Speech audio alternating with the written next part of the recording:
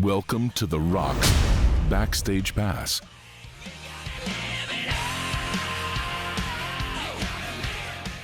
With thanks to our good friends at the Hard Rock Cafe.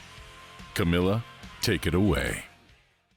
Hi all, it's Camilla here from The Rock. We're here with Noora from Battlebeast. Thank you so much for coming. Thank you for having me. Great, yes. Crashing on your spine.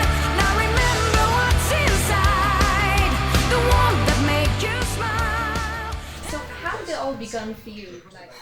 My first memory is when I was 4 years old and I saw this children's singing competition on television, and something snapped in my head back then. Back then I realized the first time that I really want to be a singer or performer somehow. And I told my parents, I want to be there, I want to go to that competition, but back then it wasn't possible. It would have cost too much to move to the capital city and vocal coaching or whatever, but the hunger started from there.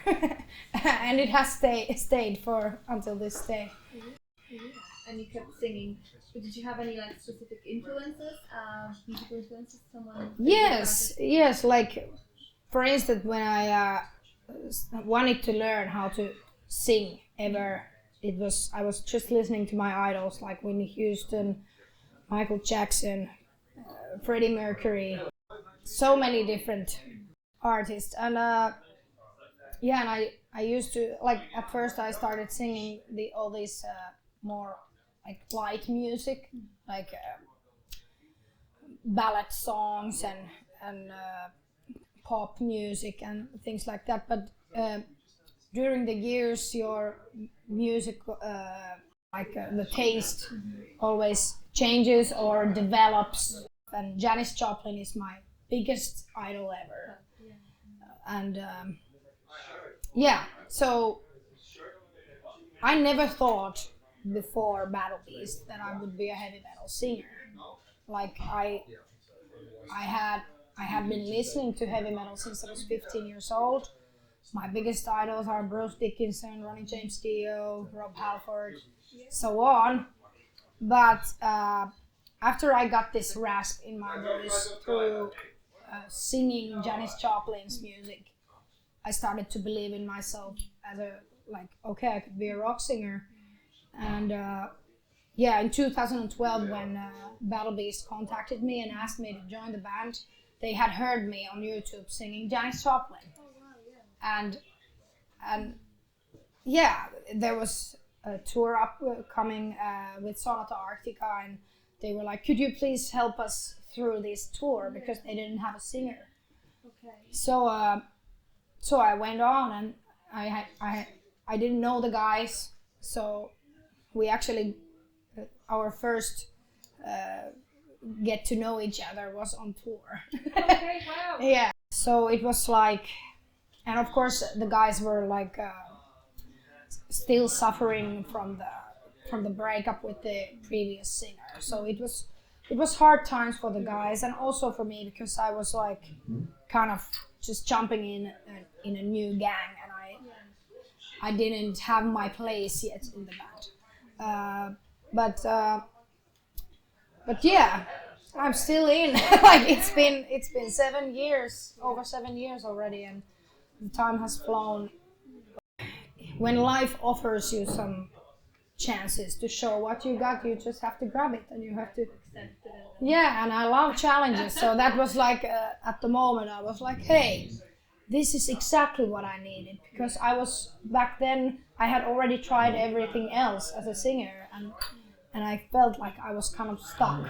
Yeah. So this was definitely something new to me, and something that I could challenge myself as a singer and performer, and it has definitely developed me a lot, and as an artist and as a person. We have been constantly touring and doing new albums, and this is the lifestyle I really love. Yeah. Yeah. And so with that as well, and you played for some really big audiences, and you play festivals and intimate venues. So what's your favorite? Do you prefer playing the huge shows, the festivals where you get to meet other musicians, or is it when you actually headline and you are in a more like an intimate venue than a massive stadium or an outdoor gig? I enjoy everything very much, but I have to admit that our headlining shows are much more my thing, because I really love that I can be close to the audience and kind of it's more intimate situation and yeah, definitely the headlining shows. I guess when they probably sing back and react to it, they know the Yes, songs well. yes, you it's can probably- feel you can feel the energy yeah. coming back to you more easily. But of course, on those big festivals, it's like it's just so surreal situation. Especially last summer when we were in Wacken open air, there are like 60,000 people Yeah. in the crowd, and it's just the mass of people, and but also that you can see some the people in the back also doing this for us, and it's like it's something, it's great, and it gives you hope that it gives you confidence and hope for continuing. And because of course as an artist you always very often feel like I'm not good enough, I'm not this and that, and I really, my personal experience of the fans and the audience is that I really get a lot of energy from them, and I really love that interaction between. That's beautiful. And it's not, we wouldn't be what we are without the audience. Excellent. Thank you, Noora. Thank you That's so a much. brilliant interview. Thank you so much. Cheers.